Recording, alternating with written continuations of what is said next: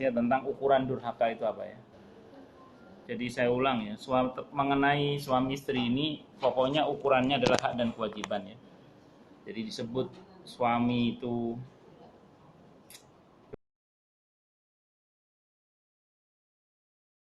durhaka apa dolim kalau suami tidak memihak istri. Terus kemudian istri disebut durhaka kepada suami kalau tidak memenuhi hak suami dengan sengaja. Pokoknya ukurannya itu adalah hak dan kewajiban. Kalau kita tidak mengenali hak dan kewajiban kita, nanti kita bisa terjebak pada begini, merasa dizalimi padahal kita yang menzalimi. Jadi merasa dizalimi padahal kita yang sedang menzalimi. Yang paling repot adalah kalau pada tahapan udah salah, nggak ngerasa salah, celakanya malah merasa, nah berarti yang paling repot itu. Makanya saya ulang ya, ukuran apakah seorang suami gampang pada istrinya, istri itu gampang pada suaminya, antara ukurnya adalah hak dan kewajiban dalam Islam. Karena saya ulang ya, hak-hak seorang suami itu dilindungi oleh Allah dengan kewajiban istri, sebagaimana hak-hak istri dilindungi dalam Islam dengan kewajiban apa? Suami. Itu rumus dasarnya. Dan itu normalnya begitu, kecuali bagi rumah tangga yang nggak normal itu lain bab. Ya, jadi saya ulang normal itu kecuali bagi yang rumah tangganya apa nggak normal. Ya itu macam-macam. Loh, apa ada rumah tangga nggak normal? Ya mungkin saja ada. Ya cuman kan kalau kita dirinci kan mungkin kasusnya bisa berbeda-beda. Istri yang takut kepada Allah sepatutnya bersungguh-sungguh untuk taat kepada Allah, taat kepada suami dan mencari ridho suami sekuat tenaga. Karena suami adalah surga dan neraka baginya. Berdasarkan sabda Nabi kita Muhammad Sallallahu Alaihi Wasallam, siapapun wanita meninggal dunia sementara suaminya ridho padanya, ia masuk surga. Ini hadisnya, malah hadis mungkar. Hadis mungkar itu teringkarin. Ida sholatil mar'atu khamsaha wa shamat syahraha wa hafizat farjaha wa ata'at zaujaha ila faltadkhul min ayyi babil jannati min ayyi abwabil jannati sya'at, bukan jannati itu. Apabila seorang wanita sholat 5 waktunya, puasa di bulan Ramadannya, dan menjaga kemaluannya dan mentaati suaminya, maka dikatakan kepadanya, pada wanita itu, hendaklah ia masuk dari pintu-pintu surga manapun yang dia mau. Ini yang ke-6 ini Musnad Ahmad. Yang atasnya mungkar, yang atasnya tadi loh, yang suamimu adalah surgamu, suamimu adalah nerakamu itu loh. Itu yang mungkarul hadis. Yang tadi kata-kata tadi di atasnya. Karena suami itu adalah surgamu, terus nerakamu, terus kemudian ada kata-kata kalau siapa saja perempuan yang mati yang suaminya ridho, maka dia masuk surga, itu loh Bu. Iya, itu mungkarul hadis. Nanti saya jelaskan ini, tenang aja. Terus kemudian apa tadi itu dalam Al-Albani menyatakan dalam Sahihul Jami' hadis ini sahih. Baik, saya mau terangkan gini. Jadi pertama saya sering sampaikan di awal ya, bahwa ridho suami itu ridho Allah kalau ridho suami itu cocok sama ridhonya Allah. Nah, itu rumus itu. Dan murkanya suami itu murkanya Allah kalau murkanya suami cocok sama murkanya Allah. Itu harus Anda catat baik-baik. Karena beberapa suami yang amatiran itu biasanya suami yang amatir itu biasanya sering ngancam istrinya. Oh, hati-hati loh Ma, kalau gak ridho kamu masuk neraka loh Ma. Itu suami yang amatir itu. Iya, kalau suami yang sudah kawakan itu dia akan berlapang dada memaafkan istrinya. Ya iseng banget nanti di surga kalau istrinya masuk neraka kan ya kayak enak tengok-tengok dewean. Ya enggak deh, itu bercanda. Nah, tapi gini maksud saya itu. Dia lupa bahwa kalau istri masuk neraka itu urusannya berat loh. Kenapa? Karena istri itu nanti pasti dicecar. Kamu kok bisa masuk neraka, suamimu kemana aja ya? Kira-kira gitu. Naudzubillah min dzalik. Ini saya suami soalnya. Jadi makanya seorang suami yang baik itu, suami yang sudah kawakan ahli sebagai seorang suami, dia akan mudah sekali berlapang dada dan memaafkan istrinya. Nah, suami yang amatiran memang suka ngancem memang. Maka mohon maaf ya, ini paling nggak dari beberapa konsultasi yang ke saya, suami istri. Jadi sering suami saya ini Ustaz ngancem saya. Wah, kalau aku nggak ridho awas loh, kalau aku nggak ridho awas ya. Itu ciri-ciri kalau suami yang apa? Amatiran. Seorang suami yang kawakan itu kalau istrinya curhat didengerin. Sebagaimana Sofia radhiyallahu anha curhat, Nabi mendengarkan dengan sangat baik. Bahkan kemudian dikasih solusi. Kalau suami yang amatiran, istri mau curhat, sabar mas, sabar, sabar. Nah, itu suami yang amatiran itu. jadi apa namanya, nggak mau dengerin curhatnya apa istri. Itu seperti itu. Jadi Nabi itu mengajarkan kepada kita tentang bahwa suamimu adalah surgamu, suamimu adalah nerakamu, dan terkait dengan ridho suami adalah ridho Allah, itu tetap ada catatannya itu. Dimana kemudian saya ulang ya, ridho suami adalah ridho Allah kalau ridho suami bersesuaian dengan ridho Allah. Kalau nggak cocok sama ridho Allah, ya bukan ridho Allah berarti. Nah, demikian juga ketika murka suami, murka Allah pada saat kapan? Pada saat murka suami itu bersesuaian dengan murka Allah. Kalau nggak cocok sama murka Allah, ya berarti ya bukan murka Allah. Itu seperti itu. Nah, mengenai pernyataan surgamu, aku ini adalah surgamu, atau suamimu adalah surgamu, suamimu dan nerakamu. Sebenarnya riwayat ini masyhur ya. Saya nggak tahu yang mukarul hadis yang seingat saya yang kata-kata tadi. Siapa wanita yang meninggal dunia sementara suaminya ridho, maka dia akan masuk surga. Yang itu yang saya tahu mungkar. Tapi kalau mengenai suamimu adalah surgamu, suamimu adalah nerakamu, itu ada dalam fikih sunnah Sayyid Sabiq juga.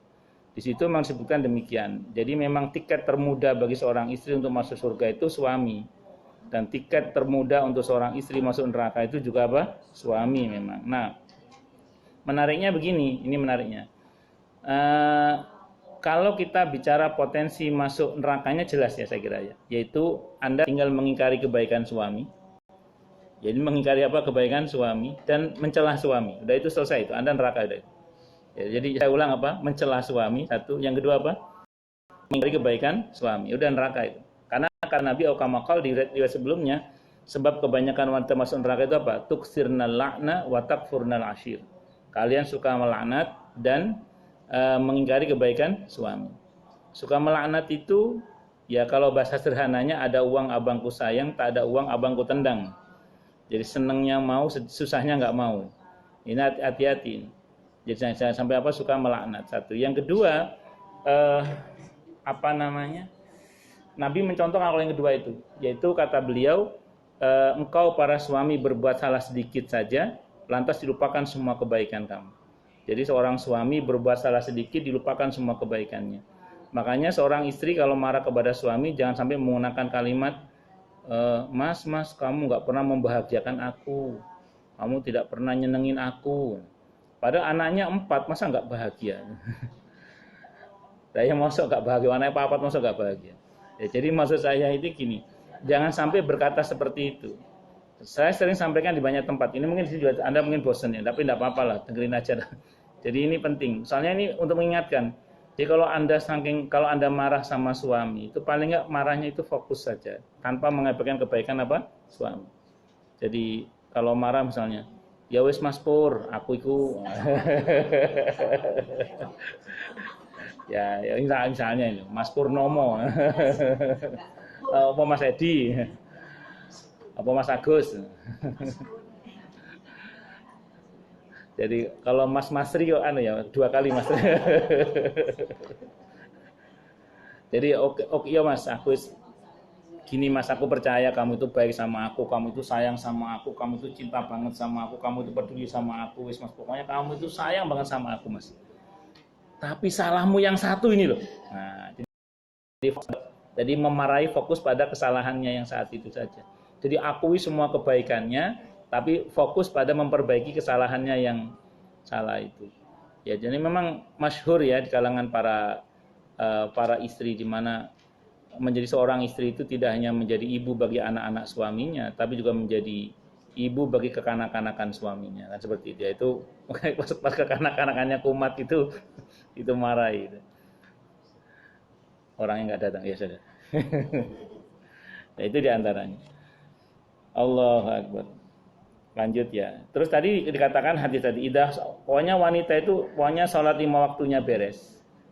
Terus puasa Ramadannya beres. Terus bisa menjaga kemaluannya.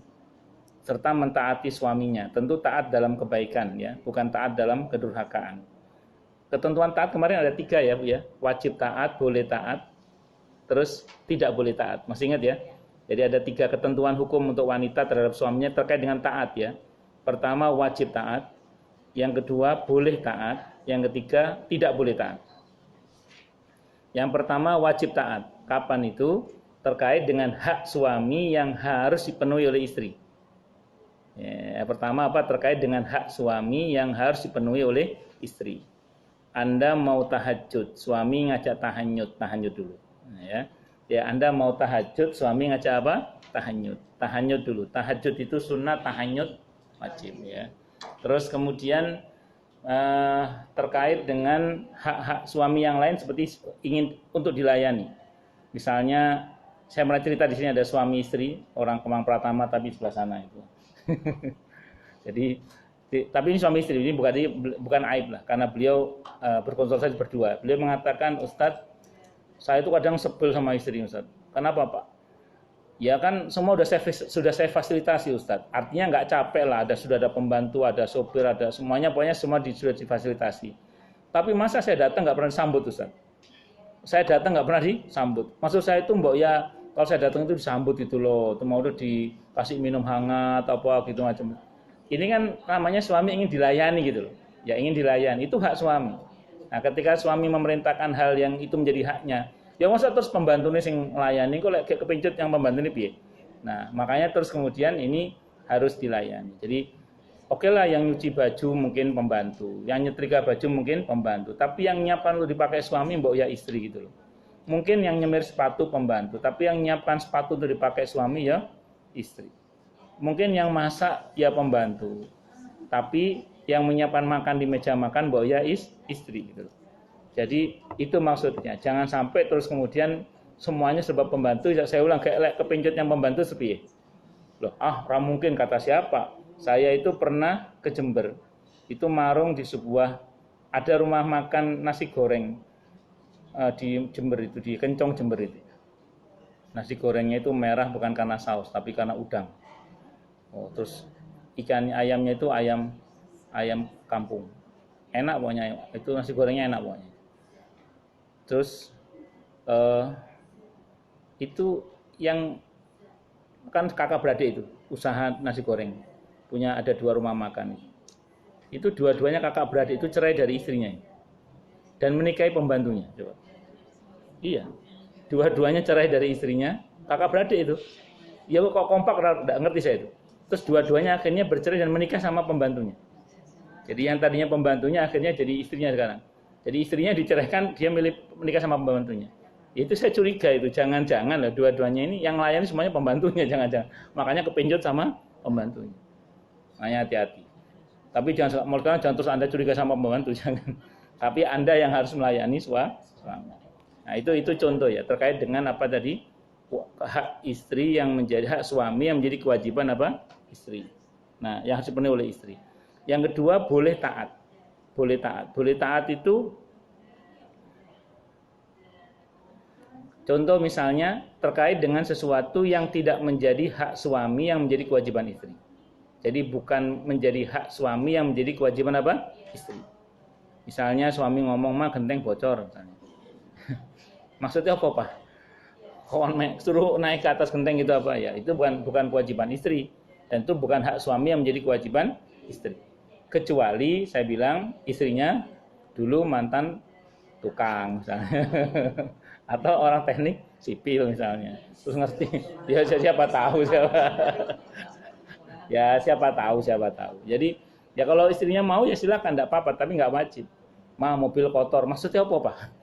Itu bukan termasuk hak istri, bukan hak suami yang menjadi kewajiban istri. Jadi itu yang nggak wajib, nggak wajib. Andai kan suami marah itu nggak berdosa istri itu. Kenapa? Karena bukan kewajiban istri. Kecuali maksud suaminya gini. Maksudku dihubungin tukang talang. Nah, itu berarti ya sampean harus ngubungi siapa tukang talang. Terus yang terakhir adalah tidak wajib taat, bahkan tidak boleh taat. Kapan itu? Ketika perintah suami hubungannya dengan durhaka kepada Allah. Ya, kalau hubungannya durhaka kepada Allah, maka itu tidak wajib ditaati. Itu seperti itu. Bahkan tidak boleh ditaati. Allahu Akbar. Terus kemudian lanjut. Yang agak dilematik itu gini. Saya pernah ada kasus jamaah. Bukan orang sini, orang Bintara sana, tapi ngajinya di Pondok Kopi. Nah, jadi karena soalnya ada orang Bintara ngajinya di sini juga kan. Jadi orang Bintara ngajinya di mana? Di Pondok Kopi. Nah, suatu saat beliau ini oleh suaminya itu dilarang taklim. Karena suaminya itu cemburu. Karena suaminya itu apa? Cemburu. Tapi ustadznya bukan saya. Ada ustadznya. Karena suaminya konsultasinya ke saya. Jadi bukan saya ustadznya. Adalah, saya nggak sebut namanya. Nah, terus kemudian cemburu si suaminya ini cemburu. Nah, terus akhirnya dilaranglah si istri ini untuk apa? Taklim. Tapi kalau ke saya tetap masih taklim saat itu. Sekarang udah nggak taklim. Nah, terus kemudian beliau itu konsultasi, gimana ini Ustaz? Suami melarang saya taklim. Sementara saya butuh ilmu agama. Nah, sementara saya ini suami tidak menyediakan guru atau ustadzah untuk mengajari saya. Nah, saya jawab, kalau menurut Syekh Nawawi Al-Bantani rahimahullah rahmatan wasi'atan, beliau mengatakan termasuk larangan suami yang boleh dilanggar adalah ketika suami melarang istrinya taklim, datang ke majelis ilmu, sementara dia tidak bisa membimbing langsung istrinya dan atau tidak memfasilitasi adanya seorang ustadzah misalnya untuk membimbing ilmunya. Maka larangan itu bisa boleh dilanggar dan itu tidak berdosa. Larangan itu bisa apa? Dilanggar dan tidak berdosa. Kenapa? Karena menuntut ilmu itu fardhu. Sementara mentaati larangan suami itu wajib saja. Fardhu itu di atasnya wajib. Jadi di atasnya apa? Wajib. Makanya kewajiban menuntut ilmu itu bahkan di atas kewajiban sholat. Sholat itu wajib banget, fardhu. Tapi menuntut ilmu itu fardhu. Sebagian ulama mengartikan fardhu itu di atasnya fardhu. Di atas, makanya Ibnu Abbas itu pernah pada saat taklim, pada saat pengajian gitu ya, ada adzan berkumandang, beliau terus sampai selesai sampai titik. Kenapa? Karena kalau diputus bahaya ilmu itu. Ya, break adzan dulu, sementara belum selesai penyampaiannya. Iya, kalau pasca adzan orang masih terus dengerin. Kalau pas adzan dia wudhu atau pas pergi kemana, sementara ilmunya baru sepotong, bahaya. Maka Ibnu Abbas meneruskan, walaupun ada adzan, saat itu adzan maghrib zaman Ibnu Abbas, beliau terus terjang sampai selesai, sampai titik. Kenapa? Karena bahaya kalau ilmu itu dipotong, sementara belum selesai penyampaiannya sampai utuh. Ya, saya ulang, ya kalau setelah adzan orang terus dengerin. Nah, kalau dia pergi, atau dia nggak lanjut lagi setelah adzan, kan repot. Makanya saya di beberapa taklim itu, yang beberapa kali kan ada yang diputus sholat dulu, nanti lanjut tanya jawab setelah sholat isya. Saya nggak mau. Saya maunya sampai selesai, baru kita sholat isya. Nah, tanya jawab sampai selesai baru sholat isya. Kenapa? Karena kalau diputus, ya kalau dia setelah isya masih ngaji lagi. Kalau enggak, bisa dipahami maksudnya ya. Nah, itu ada beberapa yang seperti itu. Ibnu Abbas juga gitu. Nah, makanya kadarnya itu fardhu. Nah, saya ulang ya tadi, menuntut ilmu itu fardhu. Hadisnya sahih ya terkait thalabul ilmi fardhatun ala kulli muslimin. Jadi mencari ilmu itu wajib atas setiap muslim. Kadar fardhu itu di atas fardu. Nah, mentaati suami itu wajib fardu, tapi bukan fardhu. Menuntut ilmu itu fardhu. Makanya kalau diadu kewajiban itu menang kewajiban menuntut ilmu, kecuali suami bisa mendidik. Misalnya suaminya memang seorang yang ilmu agamanya luas dan bisa membimbing istrinya, yaitu taati perintah, larangan suami taati.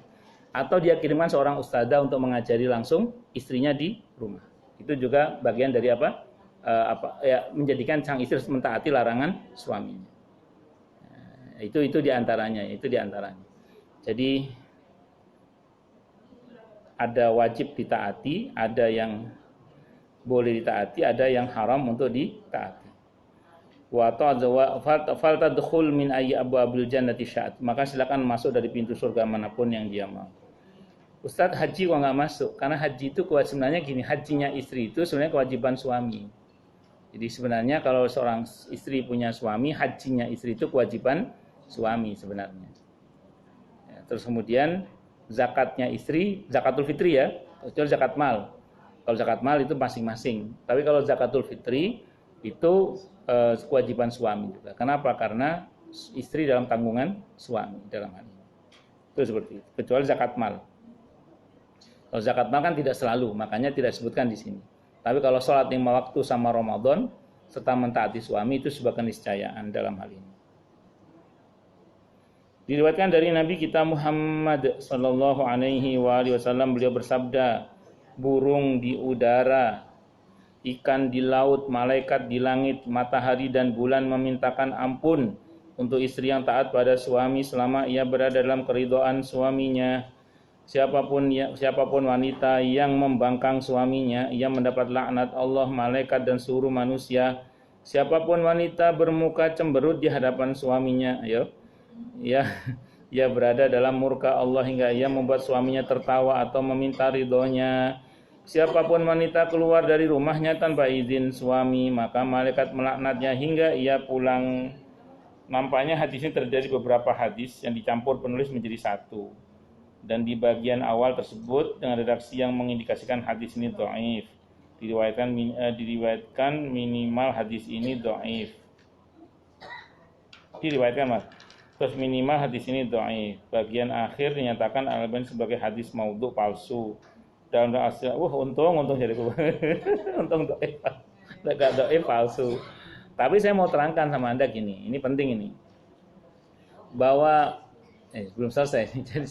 Jadi bahwa membuat gini, ketika ada hak suami.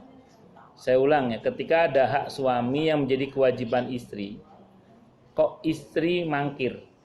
Jadi memang sengaja mangkir dari kewajibannya kepada suami sehingga suami marah, kesel gitu ya. Itu memang betul laknat Allah, malaikat itu dan seluruh makhluk yang disinari oleh matahari itu untuknya memang. Kalau ada laknat itu istilahnya dosa besar. Ya, kalau ada laknat apa namanya dosa besar. Tapi itu yang berhubungan dengan hak suami yang menjadi kewajiban istri, yang istri mangkir sehingga suami kezel. Suami apa? Kezel. Dan itu nggak ada udzur untuk melakukannya. Kecuali ada udzur, itu lain bab nanti.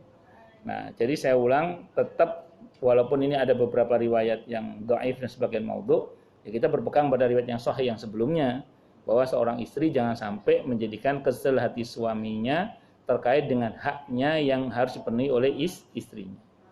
Itu sebisa mungkin harus dipenuhi itu.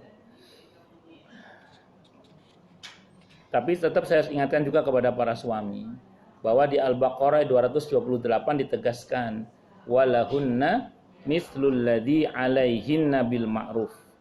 Dan bagi istri itu ada hak yang seimbang dengan kewajibannya. Saya ulang ya, dan bagi para istri itu ada hak yang seimbang dengan apa? Kewajibannya. Rumusnya kemarin apa? Kalau kewajiban suami pada istri penuh, maka kewajiban istri pada suami juga penuh. Kalau kewajiban suami pada istri separuh, maka kewajiban istri pada suami juga separuh. Kalau suami mangkir dari menjalankan kewajibannya, maka istri berhak melepaskan diri dari suami tersebut. Nah, ini hati-hati nih rumusnya bagi para suami. Maka kalau misalnya kayak tadi Bapak tadi yang saya ceritakan pertama tadi, itu beliau pantas mendapat sambutan dari istrinya, kasih minuman hangat, disenyumin, itu dibukakan pintu oleh istrinya bla bla bla, itu dia berhak. Kenapa? Karena hak suami, hak istri dipenuhi oleh suami. Nah, tapi kan fakta di lapangan ada sebagian suami itu yang tidak bisa memenuhi kebutuhan rumah tangganya sehingga harus melibatkan istri untuk bekerja. Sehingga kadang ketika suami pulang, istri ya baru pulang sehingga sama-sama capeknya sehingga pelayanannya nggak maksimal. Maka ketika terjadi pelayanan nggak maksimal, suami nggak boleh kecewa. Kalaupun kecewa tidak berdampak kepada istrinya. Kenapa? Karena istrinya memang haknya tidak terpenuhi secara penuh. Kenapa? Karena dia juga harus bekerja. Nah, bisa dipahami ya. Nah, demikian juga nanti ketika ada seorang suami yang tidak memenuhi hak-hak istrinya dalam konteks zalim kepada istrinya, maka istri kalau mau mengambil hak melepaskan diri dari suami tersebut itu bisa, kalau mau. Tapi itu hak ya, bukan keharusan. Karena saya pernah ceritakan di sini, ada seorang suami yang masih muda, masih gagah, bukan tidak mampu bekerja, tapi tidak mau bekerja. Saya ulang, bukan tidak mampu bekerja, tapi tidak mau bekerja. Terus si istri lah yang bekerja. Mengeluh sih dia memang, karena seringkali kesel melihat kemalasan suaminya. Ada yang mengusulkan ke istrinya, ya udah kamu ambil hak secara gugat saja. Terus tanyakanlah ke saya jawab, ya kalau mau diambil silahkan. Apa jawabannya? Ya pengen si Ustadz, cuman nanti yang mau sama saya siapa katanya.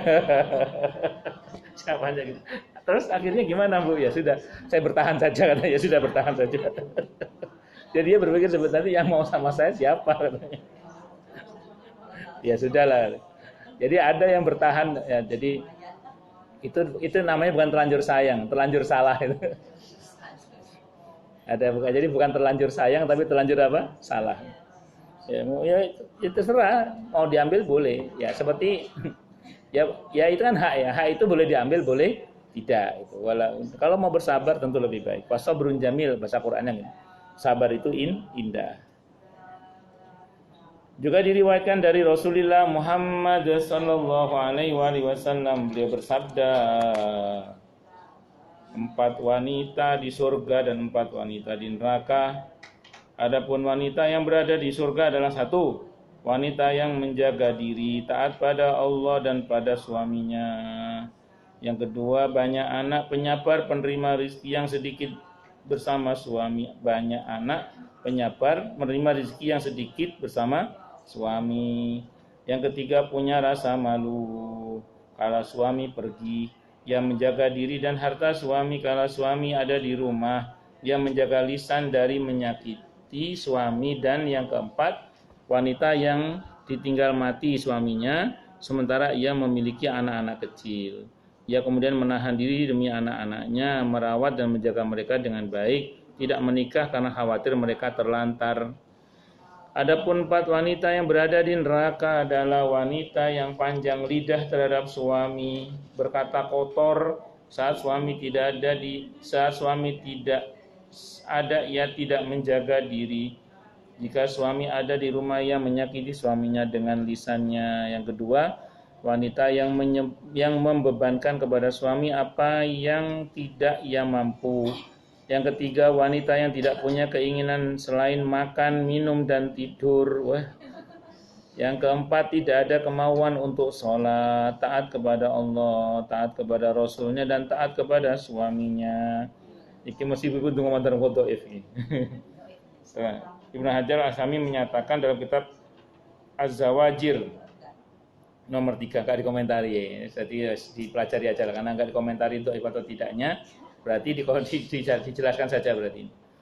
Nah, ini. Tapi dikutip oleh Ibnu Hajar Al-Haythami. Ibnu Hajar Al-Haythami itu muridnya Ibnu Hajar Al-Asqalani. Jadi ada Ibnu Hajar Al-Haythami, ada Ibnu Hajar Al-Asqalani. Al-Asqalani yang Bulughul Maram itu. Ya, ini Al-Haythami. Al-Haythami itu muridnya.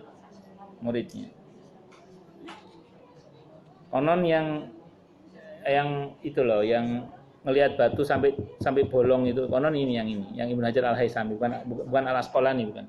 Kalau Al-Asqalani itu orangnya hakim, seorang hakim dia, qadhi. Saya pertama yang masuk surga Ibu ya. Pertama, wanita yang menjaga diri, taat pada Allah dan taat pada suaminya. Ini saya kira jelas ya. Di An-Nisa ayat 34 itu sudah jelas ciri wanita yang salihah itu diantaranya. Terus banyak anak penyabar, menerima rizki yang sedikit bersama suami. Tentu ini salah satu kriteria ya. Ya bersyukurlah kalau Anda masuk kriteria ini kalau anak Anda banyak. Ya kalau Anda masuk kriteria, kalau andai kan Anda nggak masuk kriteria, paling nggak Anda kan masuk kriteria yang pertama mungkin kan seperti itu. Jadi kalau kriteria kedua nggak masuk, paling nggak yang pertama tadi apa? Masuk. Jadi 4 ini nggak usah ada pada diri Anda, nggak. Siapa tahu Anda salah satunya gitu ya, siapa tahu. Ya yang baru 1 nambah lagi. Atau kemudian salah satunya. Iya. Ini 4 macam, ada 4 macam wanita. Dari 4-4-nya ada enggak? Paling enggak salah satunya Anda termasuk yang mana gitu. Ya, yang ketiga ini salah satunya ini dipilih. Ini buat cermin diri. Yang ketiga punya rasa malu. Bukan malu-maluin.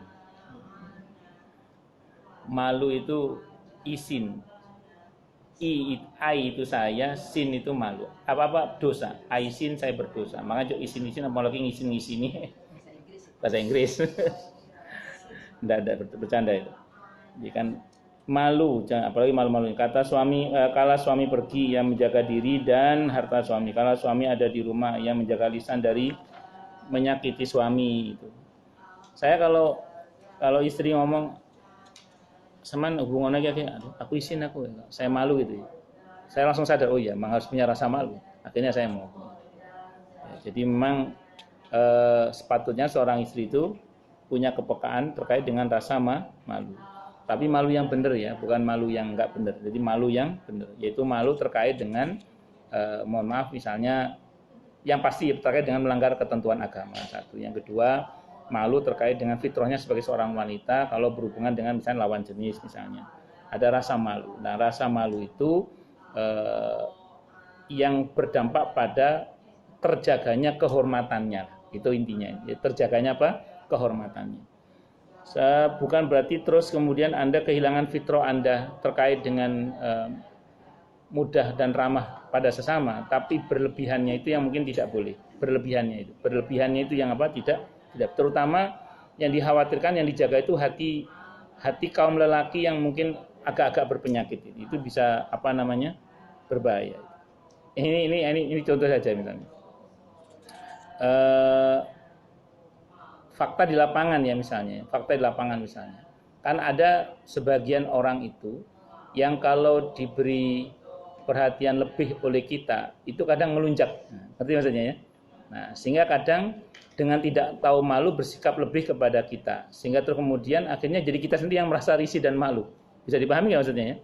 Nah, itu maka rasa malu untuk bertindak lebih supaya kemudian terjaga kehormatan kita itu sangat dipentingkan dalam hati. Supaya tidak tidak terjadi aksi yang berlebihan tadi itu. Itu seperti itu. Terus kemudian yang keempat, wanita yang ditinggal mati suaminya sementara ia memiliki anak-anak kecil. Ia kemudian menahan diri demi anak-anaknya, merawat dan menjaga mereka dengan baik, tidak menikah karena khawatir mereka terlantar. Ya, ini beberapa melakukan ini. Tapi umumnya sih gini, ya. Biasanya kalau seorang janda sudah punya anak, itu biasanya, terutama kalau anaknya perempuan, itu biasanya memilih suami itu harus ekstra hati-hati. Bukan apa-apa, karena dia punya anak perempuan. Itu biasanya begitu. Nah, kalau anaknya laki-laki mungkin agak beda ceritanya. Tapi kalau anaknya perempuan dia lebih selektif. Karena khawatir kan namanya. Karena salah pilih suami itu kan bahaya. Ya, kalau bahasa sederhananya gini, mungkin sendiri nggak enak, tapi salah pilih suami itu jauh lebih nggak enak lagi. Ya, jadi mungkin sendiri itu nggak enak, tapi salah pilih istri itu jauh lebih nggak enak lagi. Itu yang sering saya nasihatkan kepada para janda atau duda yang mau menikah lagi. Itu saya sering bilang gitu. Ya mungkin sendiri nggak enak, tapi salah pilih suami itu jauh lebih nggak enak lagi. Ya, mungkin sendiri itu nggak enak, tapi salah pilih istri itu jauh lebih nggak enak lagi. Itu sebabnya kalau Anda sudah enak dengan suami yang ada sekarang, itu tolong pesan saya apa? Jangan dikubur sebelum mati. Itu pesannya. Adapun 4 wanita yang berada di neraka adalah siapa ini, Bu? Yang pertama, wanita yang panjang lidah terhadap suami, berkata kotor saat suami tidak ada. Ia tidak menjaga diri jika suami ada di rumah, ia menyakiti suaminya dengan lisannya. Lisannya nggak terjaga lah, Bu. Gemar menyakiti hati suami. Yang kedua, wanita yang membebankan kepada suami apa yang tidak ia mampu. Kan di At-Tolak ayat berapa kemarin? Ayat 7 ya. At-Tolak ayat 7 itu. Perintah Allah apa? Kalau suami lagi diberi kelapangan rezeki, suami disuruh oleh Allah untuk memberikan nafkah kepada istrinya berdasar pada kelapangannya, ya. Terus kalau lagi disempitkan, ya ayat 7, At-Tolak surah ke-65. Ayat 7. Kalau suami lagi sempit, maka Allah tidak membebani suami itu kecuali berdasar pada Allah yang berikan kepadanya. Nah, tapi komitmennya apa di situ di dalam ayat itu, janji Allah apa? Kalau suami walaupun dalam keadaan sempit, dia terus berusaha memberikan nafkah kepada istri, Allah jadikan apa? Allah akan jadikan kemudahan setelah kesulitan. Kalau untuk Anda istri apa aja berarti? Kalau suami lagi sempit, istri dilarang menuntut suami di luar kemampuannya. Jadi kalau suami masih menjabat dengan suami ketika sudah pensiun pasti beda uangnya. Beda banget bahkan ya. Nah, makanya beda banget. Wah, umur nih. Saya ulang ya. Maka pada saat suami sudah pensiun dilarang menuntut suami di luar kemampuan. Sudah bisa dimengerti nggak maksudnya ya? Ya itu masalah itu. Nggak, tapi maksud saya gini, itu rumus dasar ya. Pokoknya rumus dasar. Makanya ya saya pernah cerita di sini. Saya kan beberapa kali ngisi kajian bapak-bapak yang menjelang pensiun itu di beberapa perusahaan itu. Saya kasih pembekalan itu ada satu jamaah itu bawa istrinya pas pembekalan. Satu-satunya orang bawa istrinya. Bapak kok bawa istrinya? Ben ngerti Ustaz. Lah pensiun sing lanang duwe enggak segagah ketika masih menjabat. Ya sudah. Jadi biar tahu dia bahwa nanti kalau suaminya pensiun uangnya enggak segagah ketika dia masih menjabat. Ngomongnya sih gitu ngomongnya. Bisa jadi ya, bisa. Iya bisa jadi. Ya bisa jadi. Tambah udangnya. Tambah udang. Tapi saya belum merasakan udangnya. bercanda. Tapi saya sudah merasakan kebaikannya Pak Masri, Masya Allah. Semoga Allah berkahi Anda semua ya, amin Allah. Bercanda. Sampai mana tadi Bu? Nah tadi yang ketiga, wanita yang tidak punya keinginan selain makan, minum dan tidur. Jadi yang dipikir itu cuman yang masuk ke dalam perut. Maka orang yang hidupnya yang dipikir cuman apa yang masuk ke dalam perut, maka nilainya tidak jauh dari yang keluar dari perut. Nilai orang yang sibuk mikir apa yang masuk ke dalam perut dan itu menjadi tujuan hidupnya misalnya, maka nilai orang itu tidak jauh dari apa yang keluar dari perut.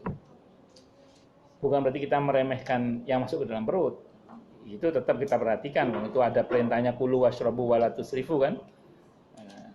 Tapi jangan sampai kemudian kita itu menjadikannya sebagai tujuan. Nah, tujuan kita itu justru apa? Dengan makan supaya kita bisa beribadah kepada Allah dengan baik dan benar. Tetap tujuan kita adalah Allah, jangan makanan itu. Ya adalah istri itu yang dino-dino sini pikir mangan opo. Yang keempat, tidak ada kemauan untuk sholat, taat kepada Allah, taat kepada Rasulnya, taat kepada suaminya.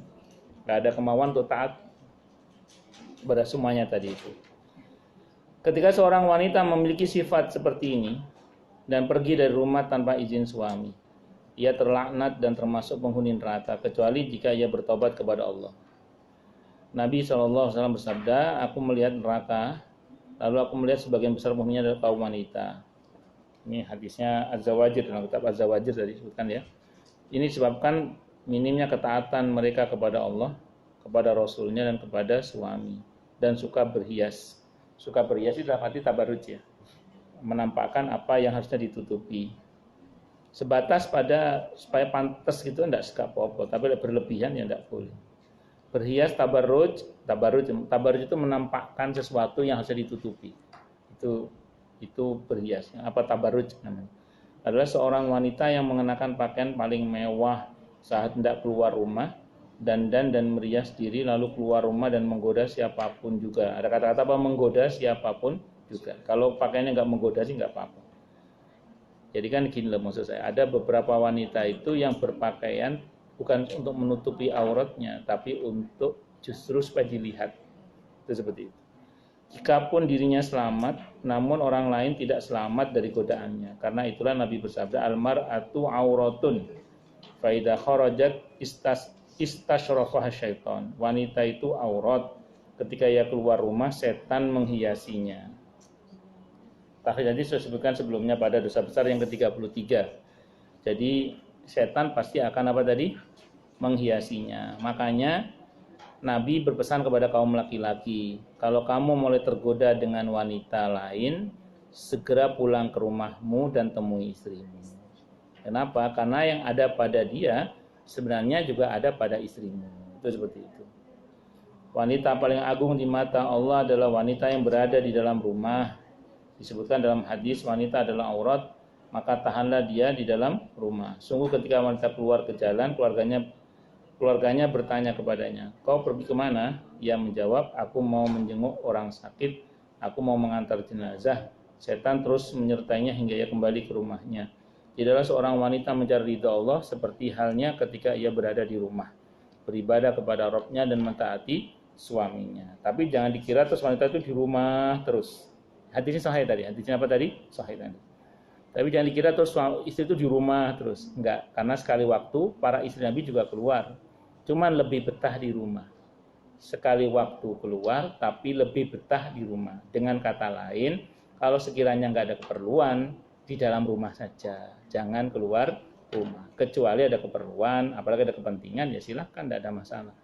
Para istri Nabi ya keluar rumah kalau ada keperluan, kepentingan, tapi lebih senang di dalam rumah. Ya baiti jannati, rumahku laksana surga bagiku. Ali radhiyallahu an bertanya kepada istrinya Fatimah radhiyallahu anha, "Hai Fatimah, apa yang terbaik bagi wanita?" Fatimah menjawab, "Ia tidak melihat lelaki dan mereka tidak melihatnya." Ali berkata, "Apa kalian tidak malu? Apa kalian tidak cemburu jika seorang di antara kalian membiarkan istrinya keluar di tengah-tengah kaum lelaki dan mereka sering melihat?" Seorang suami harus punya cemburu ya. Seorang suami harus punya cemburu, tidak boleh tidak punya. Kalau istri nggak harus, tapi kalau suami harus. Saya lihat betul ya. Karena